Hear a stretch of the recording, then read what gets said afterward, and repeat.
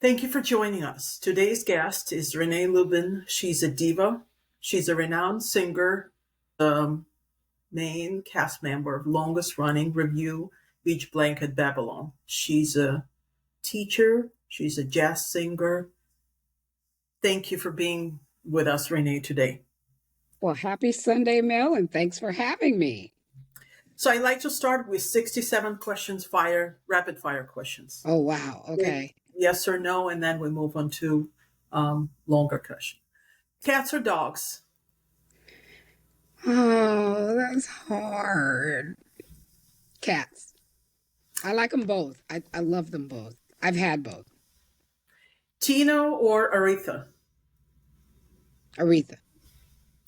Favorite food? Fish.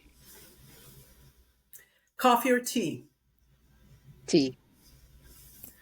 Picnic on the beach or candlelit dinner? Candlelit dinner. Beatles or Rolling Stones? Beatles. Flats or high heels? High heels. Last music you listened to? Jazz.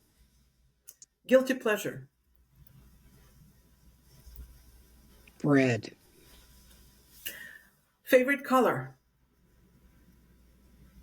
Blue. If not here, any other place you'd like to live? Europe. One thing you will take with you on deserted island?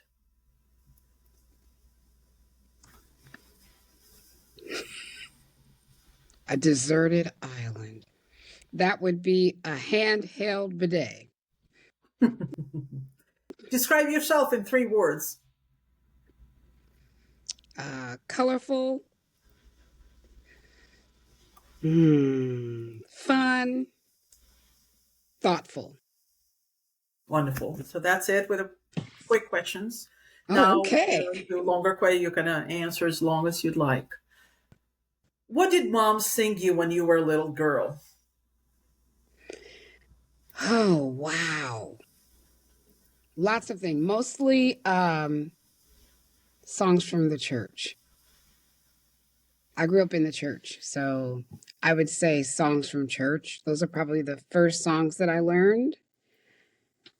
My mother was actually a singer herself, an unrecognized singer, but she had a beautiful voice. My dad, on the other hand, couldn't probably sing a tune.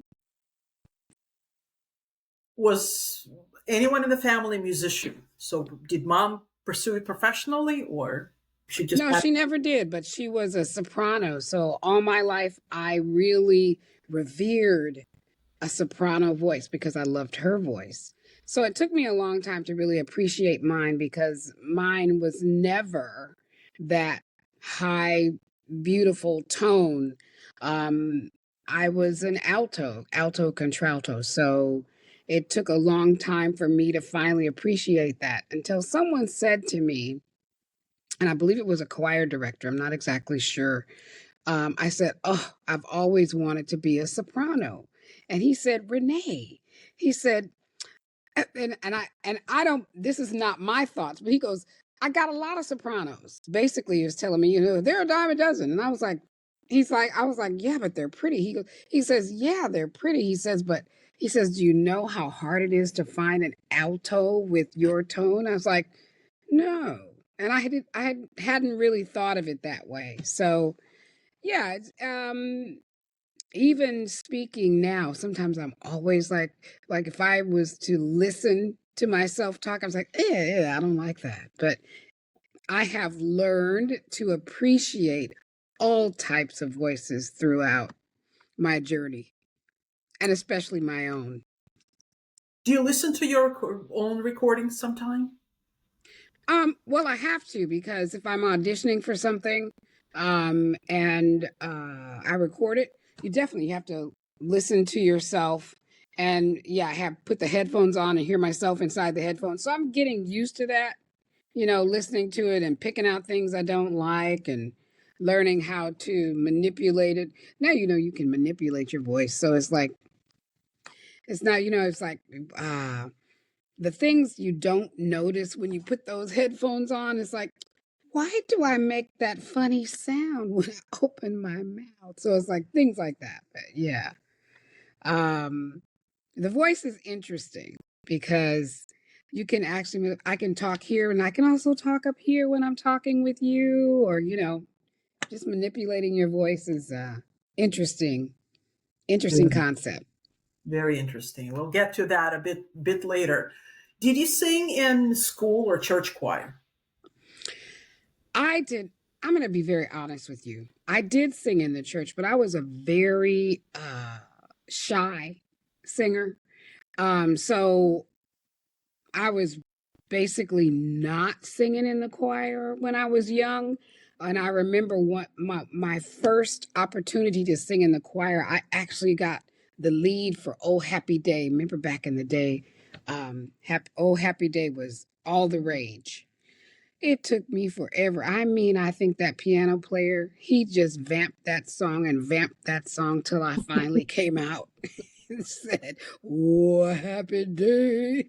It took forever to get me out. But I was very blessed because after being in the choir, I did also sing in school. I loved this is something I don't want to pass up because I really loved back in the day, and this probably will date me. Um when I was in grade school, we used to have the music teacher come in like twice a week, and she would teach us songs. And I remember my favorite two songs that she taught us. And one of them was the favorite one that I sing a lot with my show is On a Clear Day. And the other one was Let Me Walk with My Brother in Perfect Harmony. Timeless. Let there be peace on earth. Those were the first two songs I learned. The two songs Yeah. timeless, so it doesn't age or anything. It. Right. I love those two songs, and the one that I've actually incorporated into my show is On a Clear Day. I'll sing it, slow and rubato, and then turn it into a jazz song. So that part of it is not what was taught. But I other than that, the one song that probably my parents weren't very proud of was in the summertime. I had two half brothers who would come in the summer, and of course they would teach me. They were older than me, so they were teenagers, so they would teach me Temptation songs. I know you want to leave me, but I refuse. I said I don't think they were very proud of that, but that was all right. It was fun. It was a lot of fun.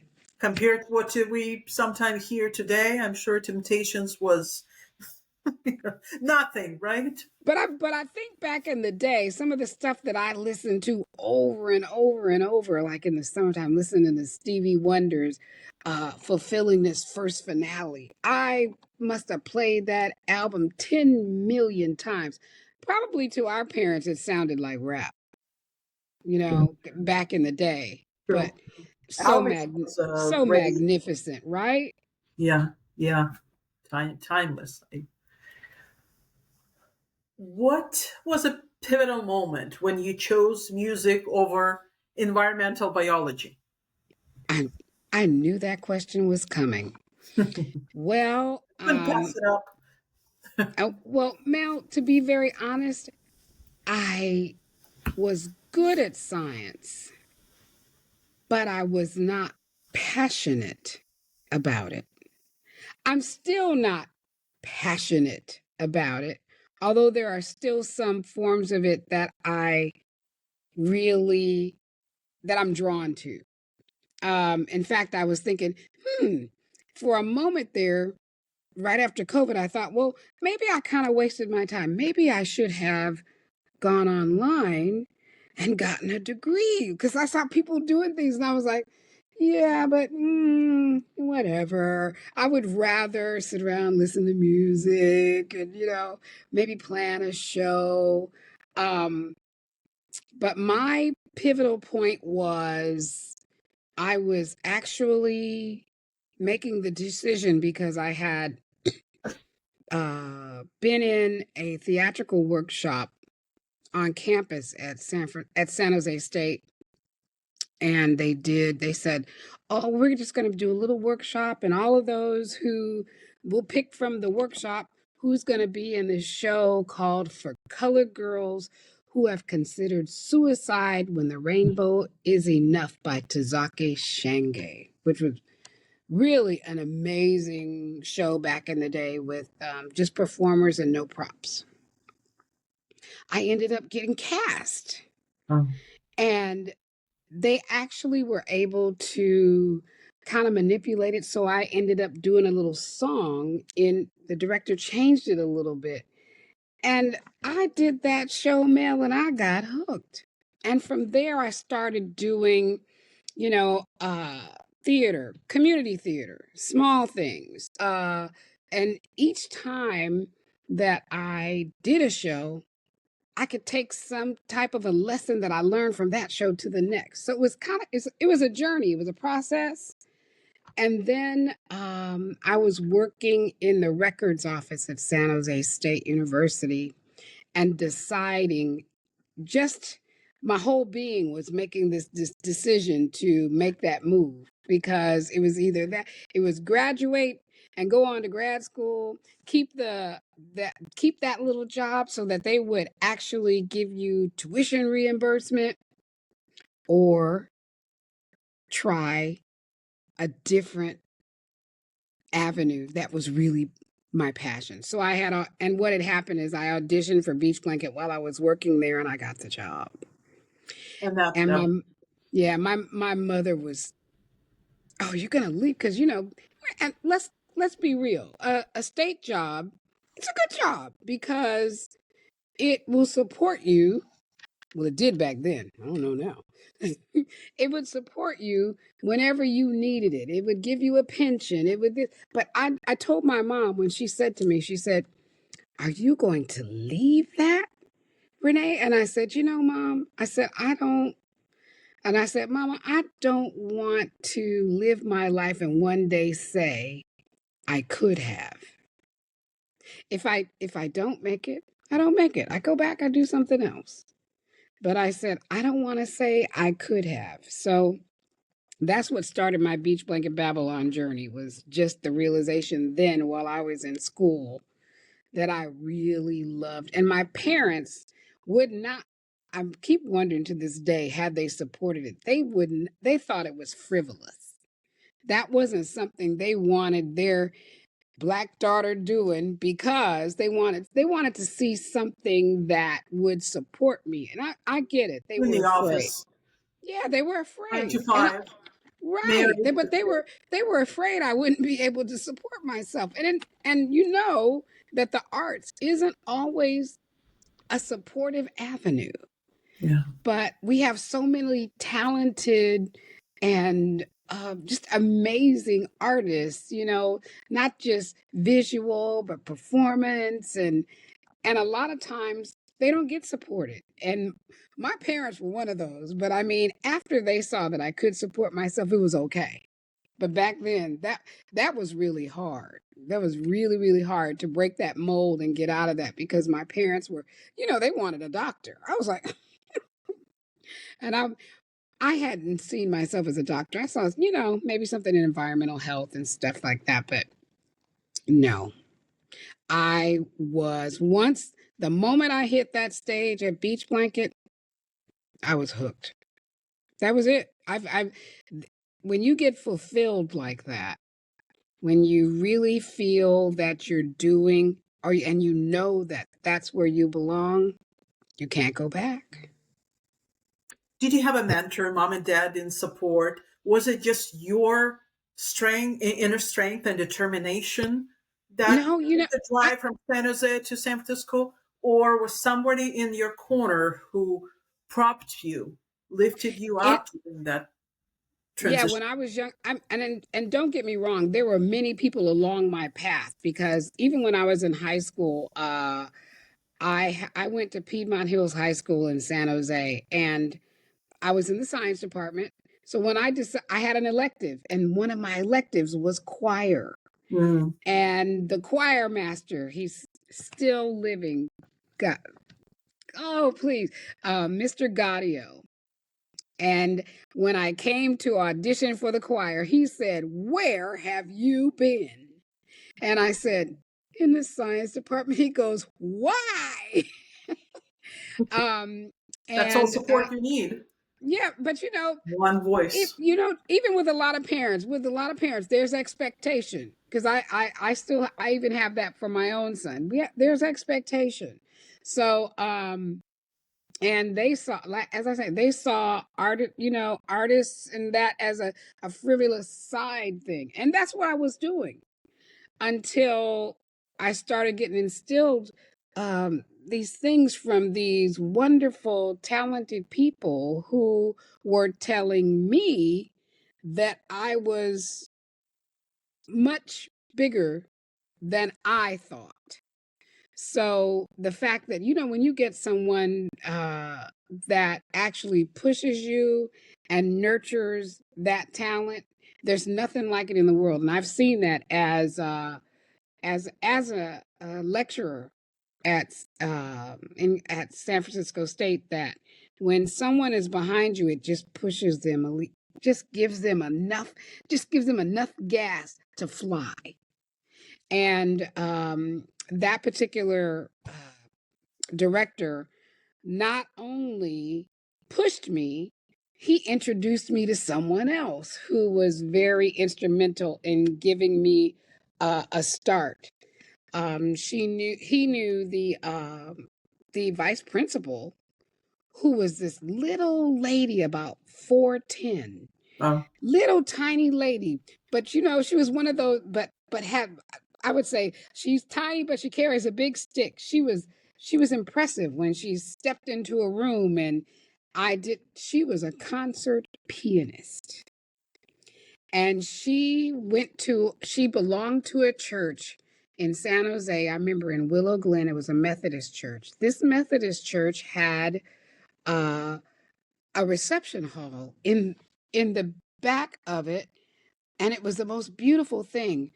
This woman, she came to me, she says, "Okay," she said, "you're a lazy singer. You're going to do this.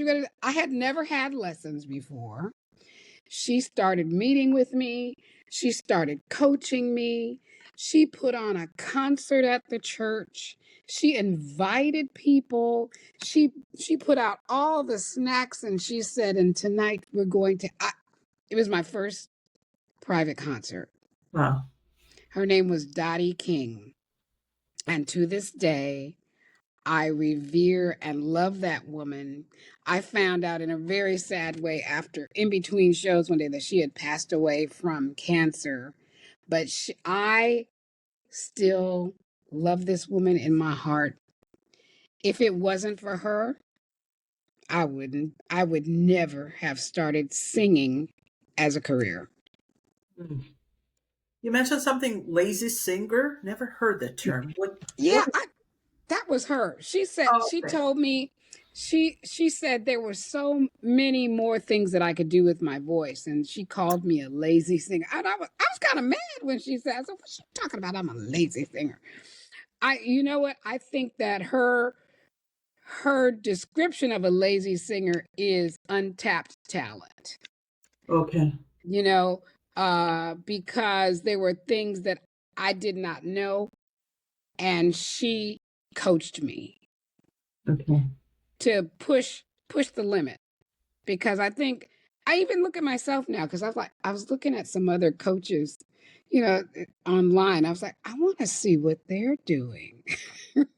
Because you never know. There might be a technique or something that you hadn't thought about. And I think that's part of growing and still learning, right? Yeah. So yeah, I I I loved her for that. I loved her for that. We thank her for that too. What was the journey from? How do you get from San Jose to the audition to Beach Blanket Babylon? Oh, Is it a okay. whole world, theatrical world, where you're looking for audition or? You know, I came from a company in Palo Alto called Theater Works. So it's not like and that's what a lot of people don't understand. When you see artists that they look like they just blew up overnight. It's not always an over. It's rarely an overnight blow up. That person has been coming along, and there's a journey where God and all his angels are guiding that person to that particular position. Uh I started TheaterWorks. I was doing shows with TheaterWorks. I loved TheaterWorks. And they're on the peninsula now. I think the theater that they work out is in Mountain View, but they started in Little Palo Alto, and I actually grew up in East Palo Alto. So at night, I was performing with TheaterWorks. And then one day someone said to me, you know, Renee, there's this theater in San Francisco, and they're looking for a black woman. They didn't even have a black woman in the show. And I was like, really? She said, I think they're looking for a Diana Ross. And I was like, oh well, I'm not a Diana Ross. I'm a little more short and squat than I am tall and slender. And she goes, yeah, but she goes, you never know. I'm gonna go. And I kind of thought about it, and I was like, I don't know, just what I need to drive 30 more minutes that I'm driving from San Jose. So I was like, it's an hour to get there. So they had an audition, and I decided to go. And when I went, I was still, like I said, I was still doing theater on the Mid Peninsula. There's several groups I've been with. I went with Black Theater Workshop. I had worked with the Sunnyvale Players. I'd been out to Ohlone College. I did a show with them, and then I did Ain't Miss my passionate, most favorite show that I did with TheaterWorks was Ain't Misbehaving. And when I went there, so I mean, I had a cute little resume, but I didn't have. I was interesting because when I got to San Francisco, there was a big, long line around the corner to get in this little club. And honestly, I knew nothing about Beach Blanket. I didn't know the concept. I knew nothing. I'm just standing there. I feel like I'm this lone little girl, little black girl standing in line. I had no idea, just knew it was an audition.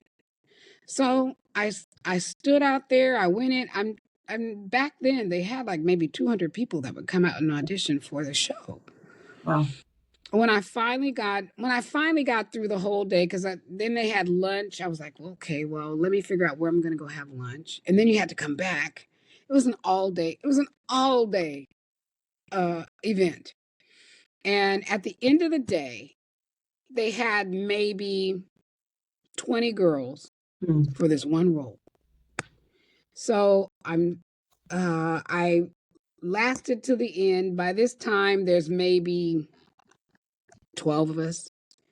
And just at the end of the day, there was this some guy comes in, I guess it was her manager. And I knew at the time, I didn't know who she was. I just knew she was beautiful. She was tall.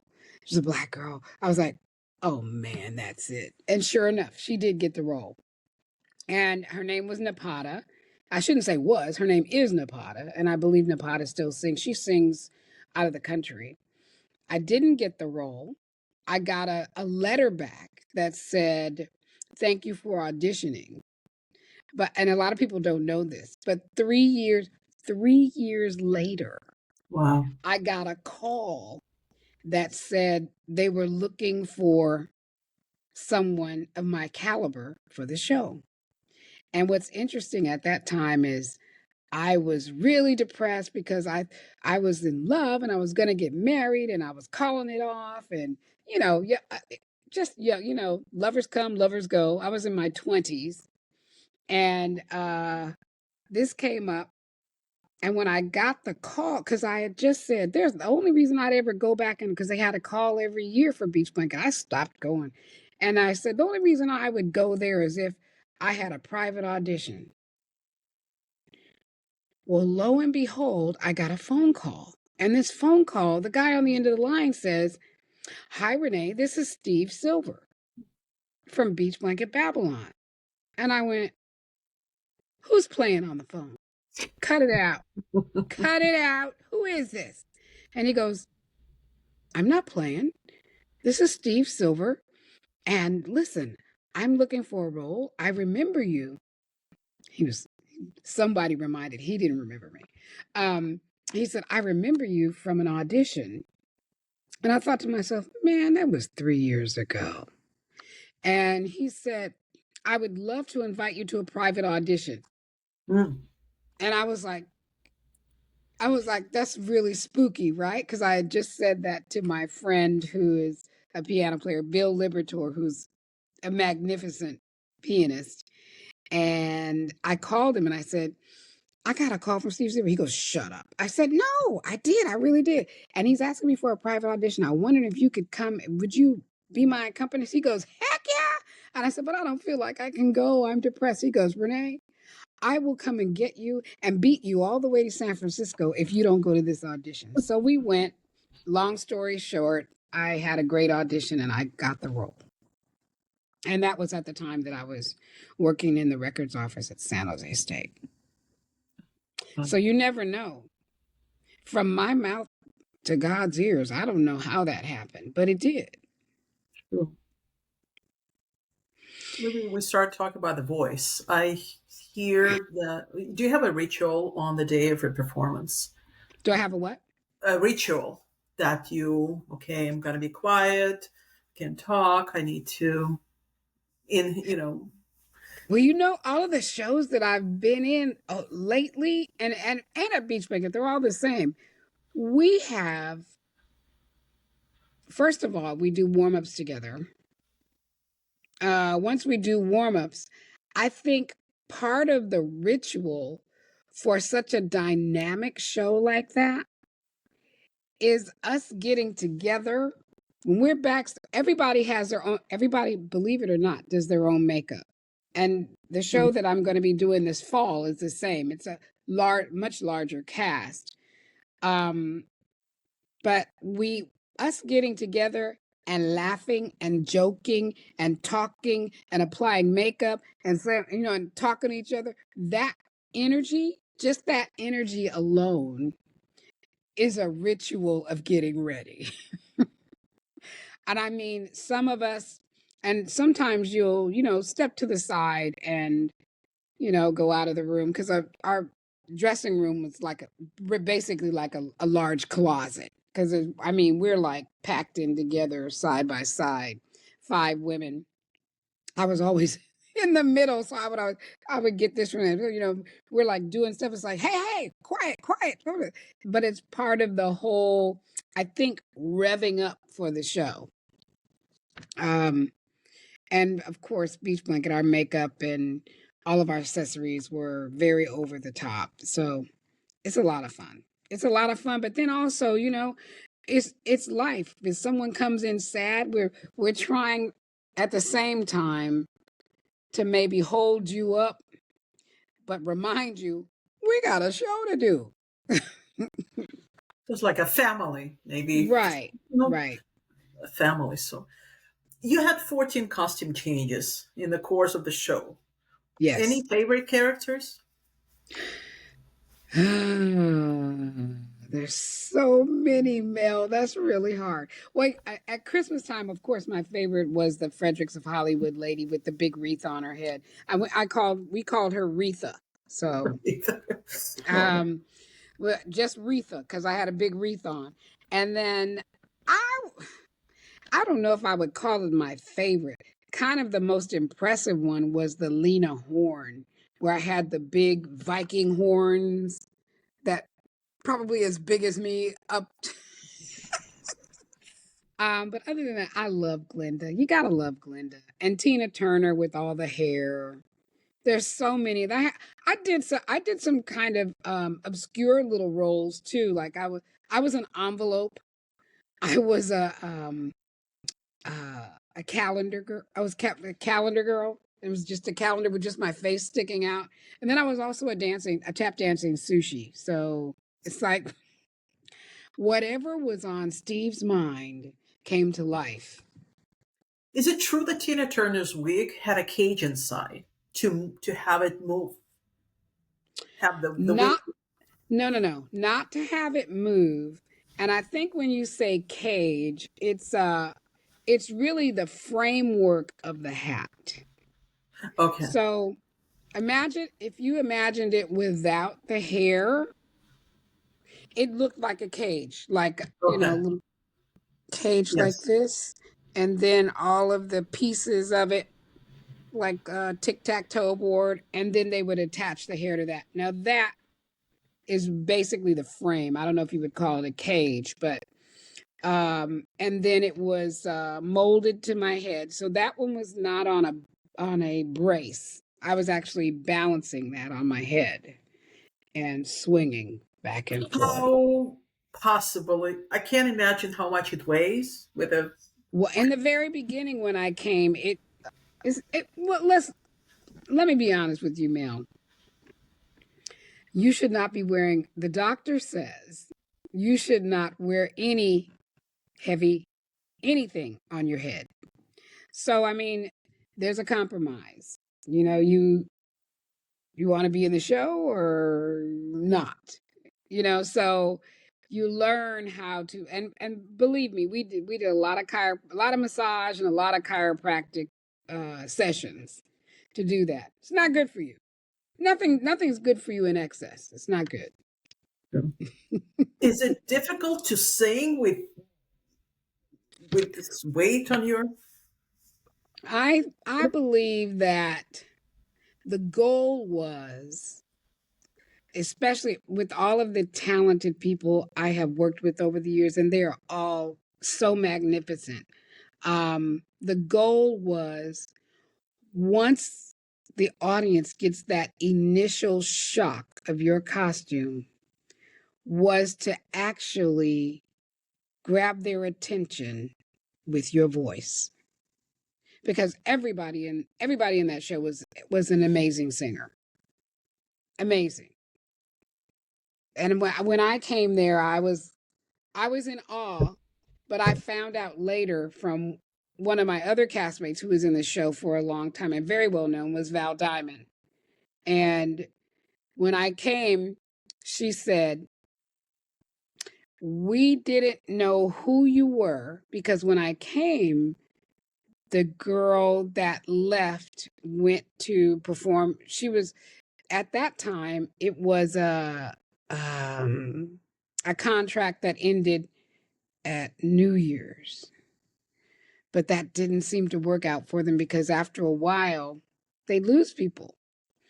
A lot of people stayed, but then there were, every now and then there was someone who was ready to go at the end of that contract. So now they started doing an open ended contract. But uh, Val said that we all wanted to know why you got hired, because they had an understudy and they didn't hire the understudy. They Mm. hired me. She said, but when we heard you sing, Renee, she said you made our hair go back. Oh wow. And we realized why they hired you. But everyone there was really talented. So, and I think I didn't tell you that when I was standing in that line of 200 people long, long ago, I could hear people talking around me. And I was like, oh, wow, these people they grew up with teachers and coaches, and I had none of that. So part of me felt, a bit inadequate. So it just goes to say, if you have a God-given talent and that's what you want to do, you can do that.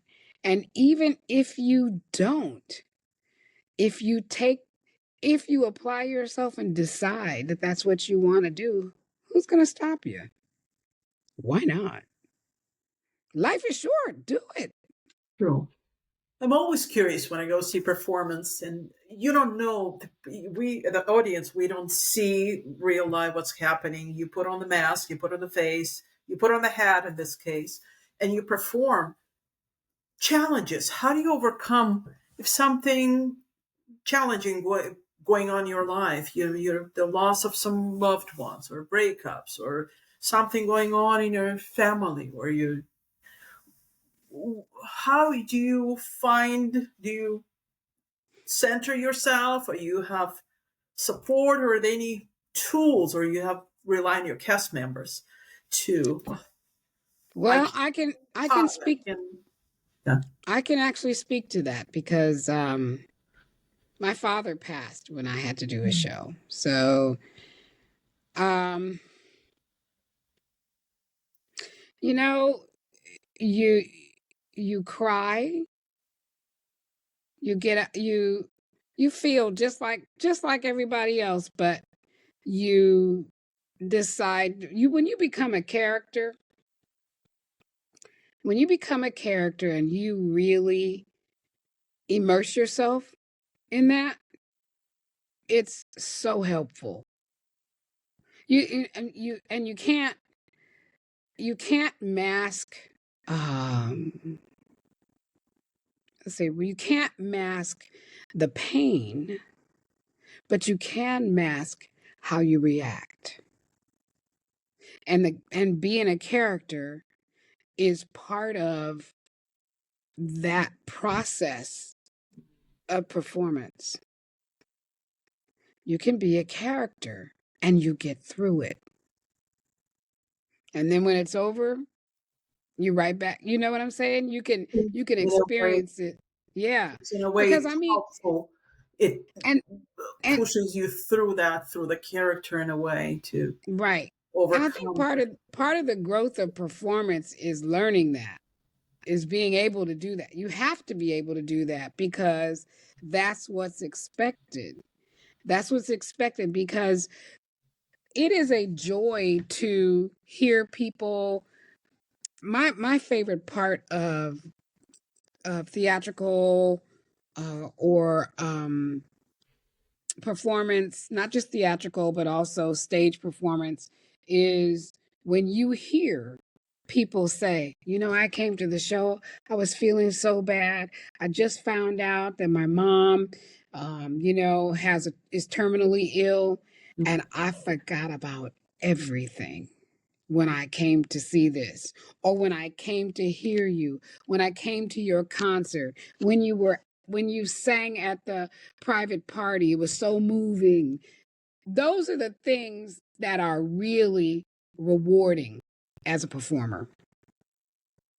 Mm. Was there any funny moments? The first comes to mind. I'm sure there were a lot of funny moments, but Lots. on So stage, somebody forgetting their lines or anything like that. that happens all the time because you know I don't like hecklers, but every now and then there'll be somebody that'll say something from the audience that knows exactly when, especially with Beach Blanket, because we were one of those shows where people would come back over and over. Um, Sometimes you're just in a moment where you have to react. Now, one of my favorites was back in the day, instead of Snow White, we had uh, Dorothy Mhm. at from Oz, and we used to sing, if happy little, she would sing, if happy little bluebirds fly. And then all of a sudden you see all these, those naked chickens on a string go Yeah. by. And one day something happened. The string got caught and all of the chickens fell to the ground. And we're standing there looking back and holding back the laughs. And then I think the funniest part was we had to do Ease On Down the Road. And I have this big, Glinda has a big costume, the big skirt, and I take her hand, we go upstage, and those chickens are under my dress. And as I'm moving forward towards the audience, they're popping out from side to side. It was probably the most hilarious. And we were laughing. We couldn't help it. We couldn't help, but I think the audience likes being in on the joke. So they thought it was funny too. Makes it It was a lot of alive. fun. Yeah. Yeah. So, and then I think whenever anything unexpected happens like that, the audience likes being a part of that live joke, you know? It's a What lot of was a fun. strange? What was the strangest fan encounter or a compliment you received after the show or during the show run? I I wouldn't call it strange, though. I would call it Interesting. I would call it magnificent, Mel. I got to meet, hold hands, and look into the eyes of Sidney Poitier. Wow. What He was that came, like? oh, that, even right now as we're talking, I'm getting I'm getting those chills going up the back of my neck. He was just as eloquent and just as wonderful as you would ever expect someone to be. And if you have ever seen, one of his Yeah, performances of or course, heard movies. him speak, he was just like that. And when he took my hand and he came backstage and told us how wonderful we were and what an amazing show it was, and we sat and took a picture. And I stood behind him and I had my hand on his shoulder and he reached up and grabbed my hand Oh, and looked back into my eyes. And I remember I was on cloud nine. And I remember calling the producer the next day and I said, because of course, they took a picture. And I said, listen, I have one request. And I said, I have never called you and given you an ultimatum. But if I do not get that picture, I quit. Oh, she was sweet. She had it framed and sent to me. oh, that's so great when So you're yeah, I because mean, then there. in the real life is there's no Oh, disappointment. That oh. I mean, I've met quite a few celebrities, but that's at the top of my list. did you meet the Queen was before your time, right? It was The Prince. Queen was the year before I got in the Okay. show, What but about I Prince did, Charles? but I did meet Charles and Camilla, Okay, where some and people that was don't really surprising. know.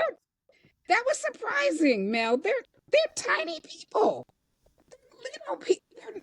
They're not big people Okay. because whenever you see them, you think they're really big. They're little people Who in else came? stature.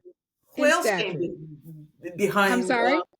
Who else came behind the stage to Oh gosh, I'm gonna forget them all. There's so many. any other memorable? I think I'm people. sorry. Any other memorable people Oh that yeah, that Carol Channing and Mary Martin, um, Nell Carter, Robert Townsend, of course Camilla and Charles, Larry Hagman. Who was the one from? I'm trying to think. From Three's Company. Not John Suzanne. Mayer? Not Suzanne Summers. Oh, Her other Judy. counterpart. Okay, Judy. I forgot her name, but Yeah. the brunette one. There's so many. There's so many. And we had so much, it was so much fun. And I think that what was interesting was to see celebrities when they come, how much they love the show as well. Kathy Najimy, I remember because I got in trouble because she was doing a show in the city at the time, and one of her characters was, you look very, very, very pretty tonight. That was what this character would say, and I did that on stage. And Steve said, that was funny, don't do that again. Was there a room for improvisation on Oh stage? yeah. Oh yeah. Absolutely. Come on, it's live. Okay, It's that live. So yeah. some directors are stay to the script, stick to the script. So Oh I well, yeah, if you're doing a book show, yeah, there's no room for improvisation. But if you're talking about, I mean, we're a funny show, Everybody thinks they're a comedian, so yeah. were there I get any it though. It could get out of hand. It could easily get out of hand. were there any scenes that you rehearsed but then cut out because the audience didn't get it, the humor? Oh, and that was all the time. Oh Still wow. to all the time. And Steve Silver was good at that because you got lucky sometimes. If you came to the first show and we had a new number and it didn't work, boom, by the second show it was gone.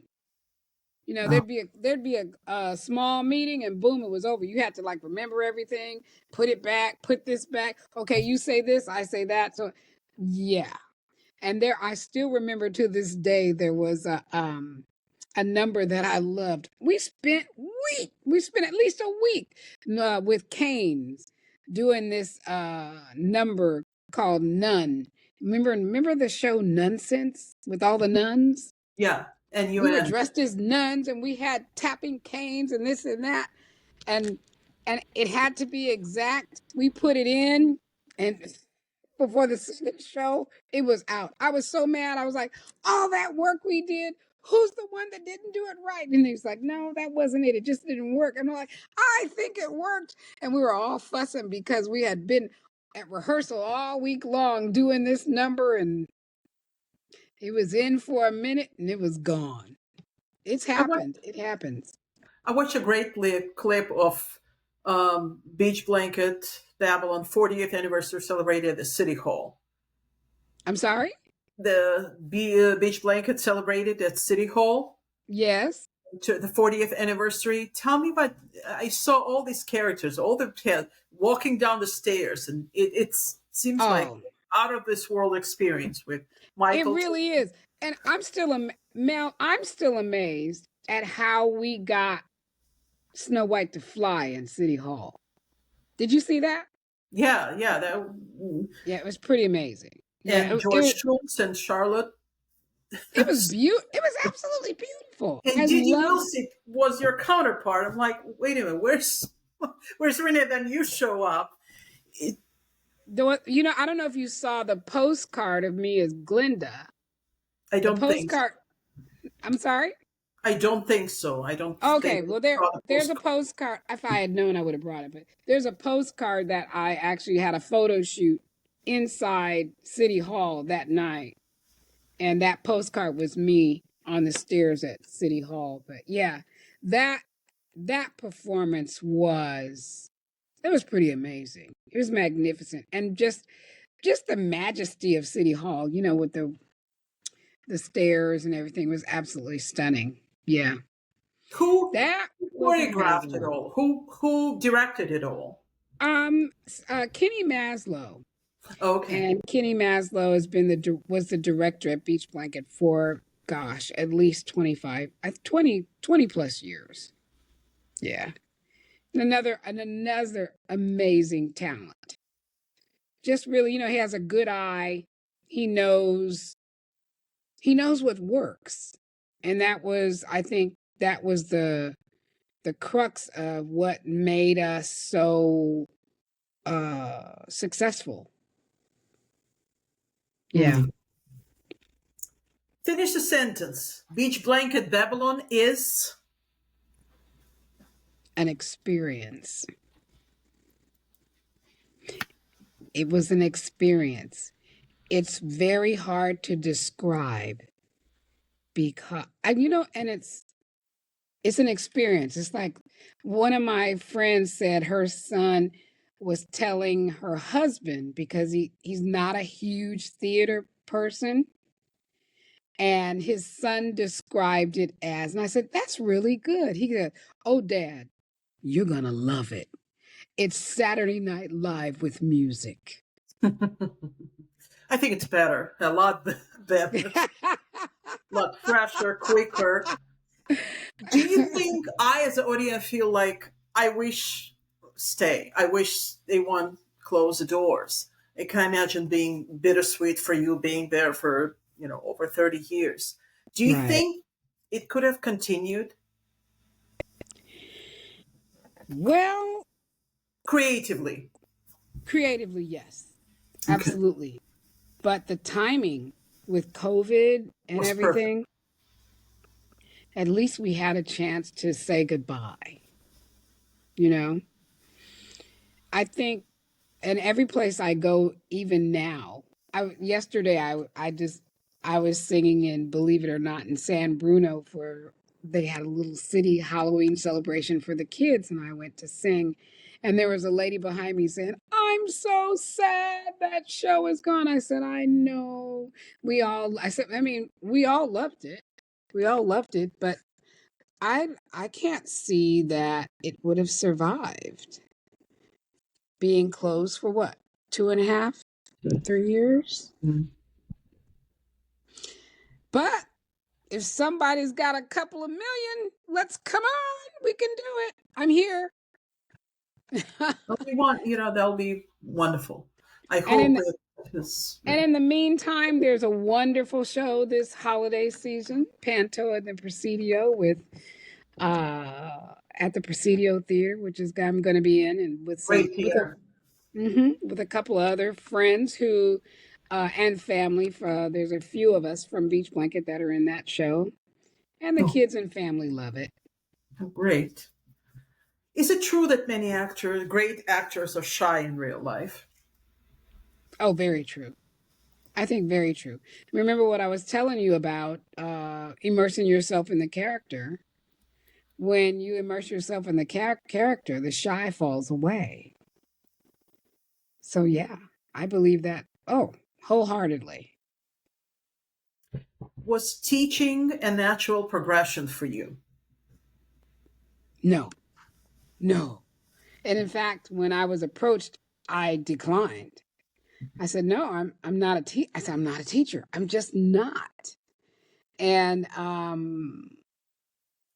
I was convinced by a good friend of mine, Dr. D. Spencer, that whatever I possessed would be something that would be valuable to students to have. And I know that a lot of schools are doing that, which I think is, now that I look at it in retrospect, is invaluable. People who have been in the business and can tell you exactly what it's like, what things to look out for, what how you do certain things, and when you do them, leave a lasting impression. I think that those things can be helpful to young people or anyone who is interested in being in the industry, because the entertainment industry is not very forgiving.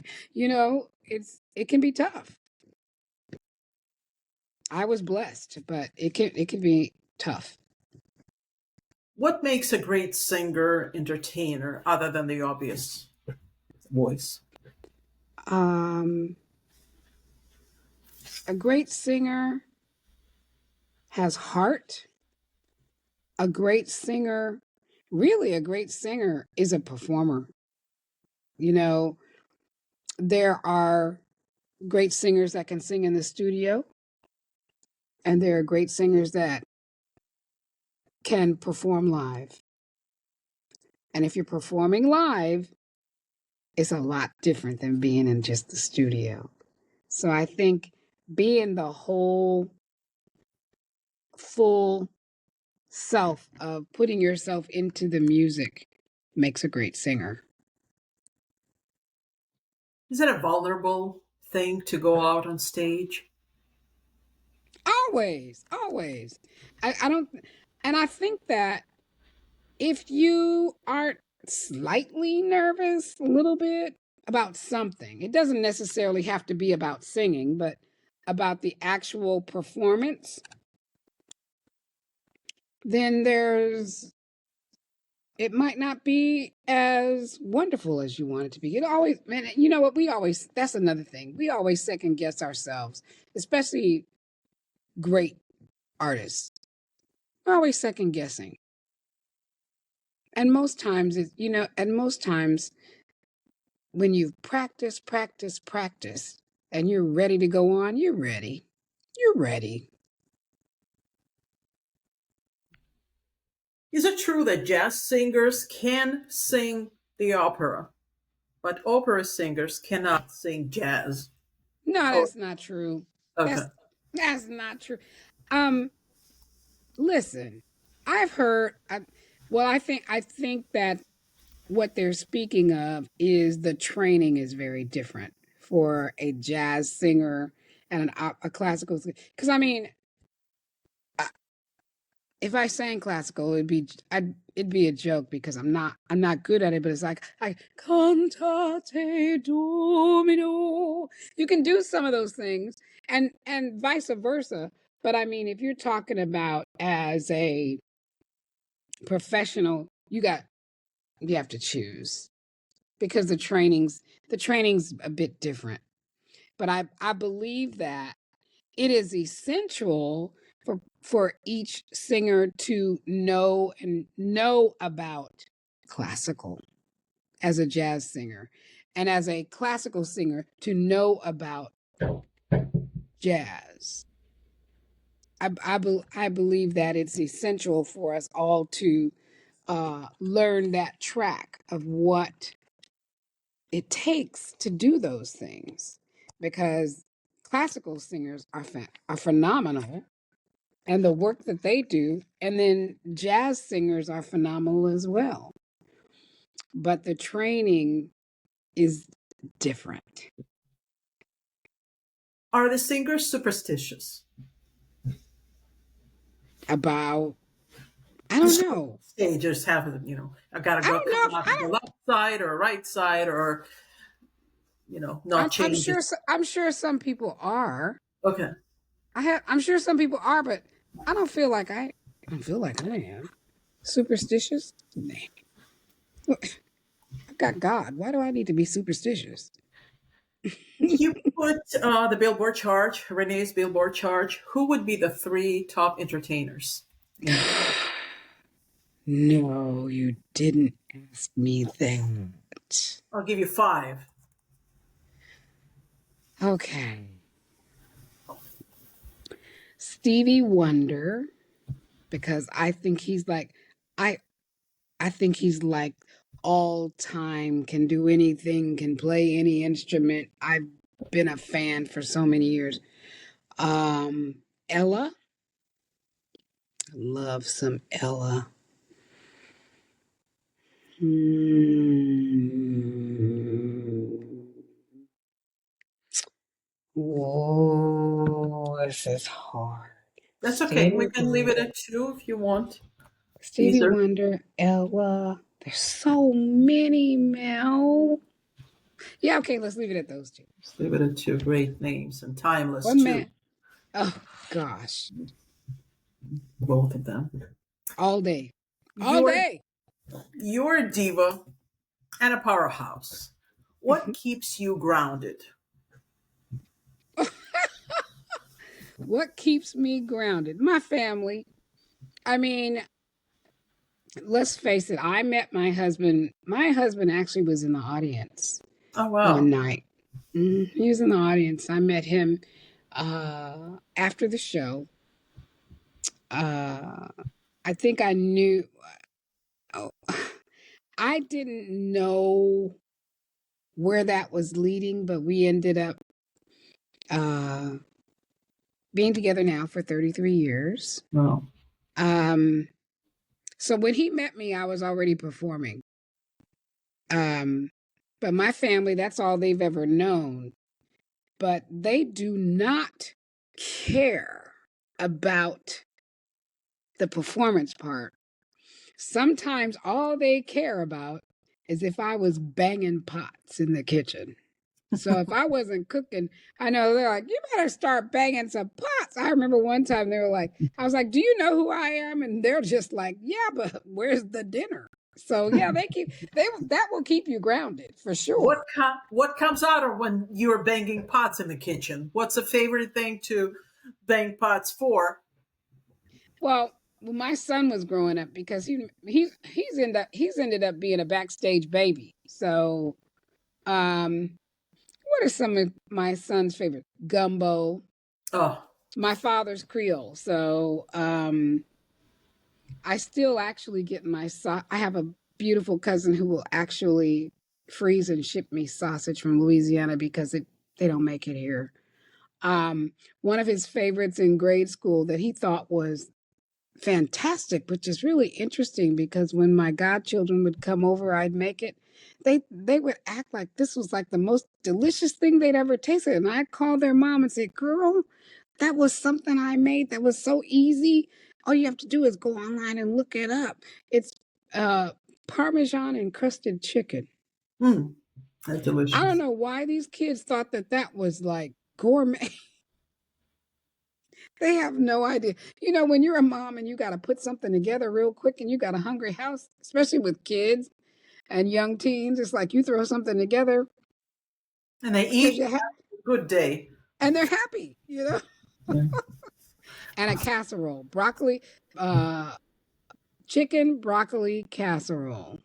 My husband and my son think that is the most amazing thing. And I also, if it's during the holidays, you know, when you got the turkey and nobody's interested in the turkey anymore, you cut it all up and put it and make a casserole out of it. Oh my God. You would think I made a gourmet meal. Oh, Simple, easy, quick, and they're all happy. what's your happy music? My happy music. Gosh, it's a combination of R&B and jazz. If I can put on Sonos, put some R&B and some jazz on and turn on the speaker and go sit on the patio, happy. Oh. What will people be surprised to learn about you? I think they'd be surprised to know that I took flight lessons. Wow.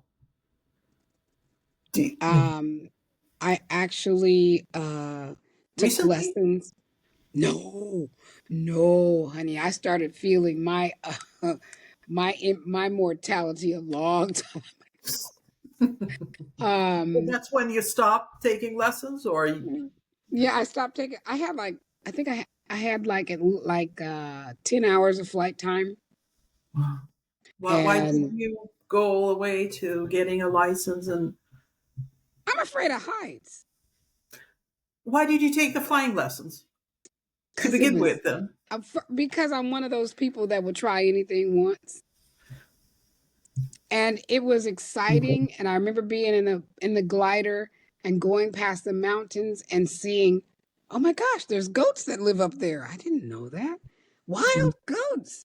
Yeah. And uh-uh. It's not for me.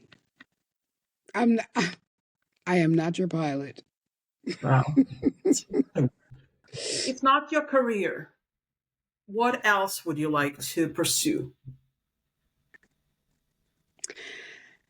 Well, probably something else that people don't know is that I am an award-winning pastel artist. I say that. No, I say that because I took some art. I went to a studio and I started doing pastels, and I actually entered them into a county fair. And I call myself award winning because I did. I won an You award. got an award. Yeah, Did, and I made them into. Yeah, I would paint. I would continue to paint. can I people really see enjoy, your and work somewhere? I'm sorry. Can people see your work somewhere? Can I see your Actually, work somewhere? actually, yes. I'm not sure. I'll have to check that out. I'm not sure if it's still on a website, but um, I do have some postcards, and I haven't really been invested in it, but and I haven't really been painting in quite some time. But yes, I do have some artwork out. In fact, some of it's on the wall here in my house. Oh, wow. What a talent. Any fears? Heights. Um, been trying to overcome that though. I went to one of those wellness spa hotels, and I actually uh climbed this pole. Oh my gosh, that was the hardest thing. Climbing the pole to get to the top and then swing down. That's it's not, what do they call that? I don't know. I There's a thought name for, you know, when you swing, so. you know, when Yeah, you're swinging Miraval through. Resort in Arizona and Oprah Yeah. Winfrey and Oprah and Gail. That's what I don't know Oh yeah, what I it's. went there. I went to Miraval. I went to Oh, really? Oh, Miraval. Yeah, and I did that. I swung through. I was that sounds good. terrified. But you Terrified. did that anyway. I did it anyway. So scratch that question. You're fearless. I, Right away to a flying lesson. In my book, you're fearless because I don't know. once. I'll do But it once. you overcame this fear. You know, you have a fear of height, and you did that. I'm That's trying. I'm trying. But I'm not telling you that I wasn't screaming and crying while I was doing it, Mel. But I did it. wow. Yeah, I'll do it. I'll do it once. I may If not do it you again. if you had a magic wand and three wishes, what would those be?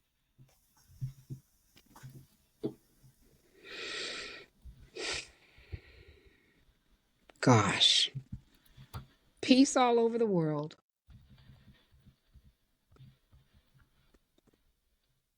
Limitless resources for everyone,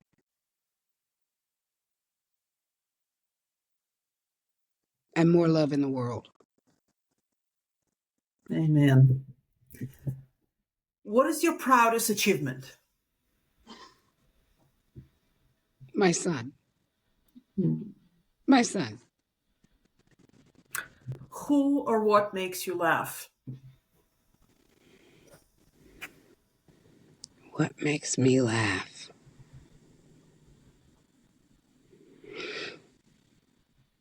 I'm trying to think. What kind? A big belly? Wait. What is a big? What's a big belly laugh for me?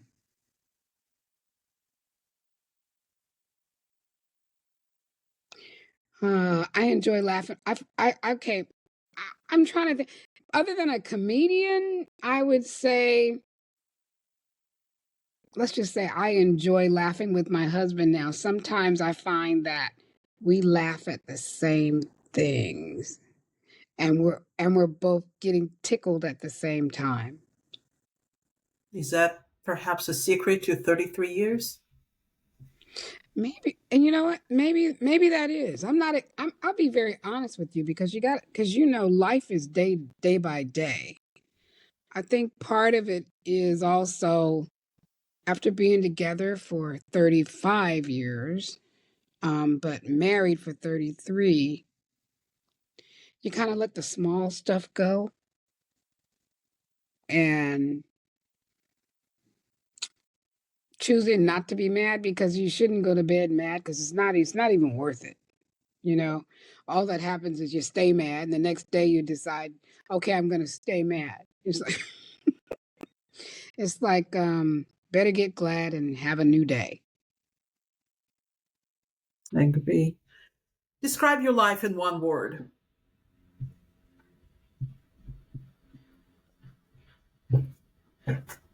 Joyful. The last question I ask my guests: what do you find extraordinary in every day? Mm, extraordinary is waking up and deciding to enjoy life. That was Renée Lubin. Thank you, Renee. It was a joy. Thank you.